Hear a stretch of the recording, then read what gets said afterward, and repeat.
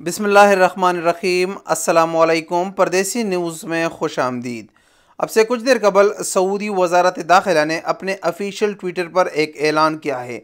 ये ऐलान वैक्सीन के बूस्टर डोज के हवाले से है।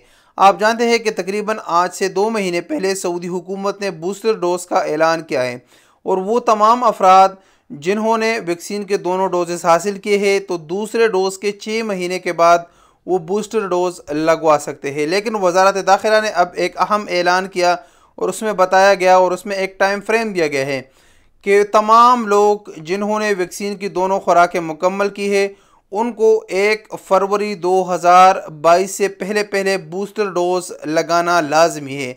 1 फरवरी से वो तमाम लोग जिन्होंने बूस्टर डोज नहीं लगाया है उनको किसी भी सरकारी इदारे, किसी मॉल, शॉपिंग सेंटर या किसी भी दफ्तर या एयरपोर्ट में जाने की इजाज़त नहीं होगी और उन पर यह पाबंदी आयद होगी। आप जानते हैं कि पहले सऊदी हुकूमत ने वैक्सीन का एक डोज ना लगाने वालों पर पाबंदी आयद की थी।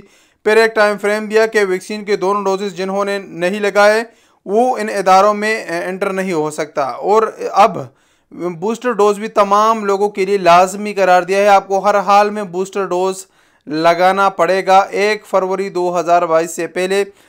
इसके अलावा आप किसी भी इदारे, दफ्तर जहाँ पर तवक्कुलनामा आपका चेक किया जाता है वहाँ पर आप एंट्री नहीं कर सकेंगे। तो आप तवक्कुलनामा के ज़रिए या सेहती के ज़रिए अपने बूस्टर डोज का अपॉइंटमेंट बुक करा सकते हैं। अगर आपको सेकंड डोज लगाए हुए 6 महीने का टाइम हो चुका है, अगर आपको अभी टाइम पूरा नहीं हुआ तो आपको तारीख दिया जाएगा कि फ़लाँ तारीख पर आपका टाइम पूरा होगा और उसके बाद आप अपॉइंटमेंट बुक करके बूस्टर डोज लगवा सकते हैं। तो बूस्टर डोज तमाम लोगों के लिए लाजमी है। अस्सलाम वालेकुम वरहमतुल्लाहि वबरकातुहू।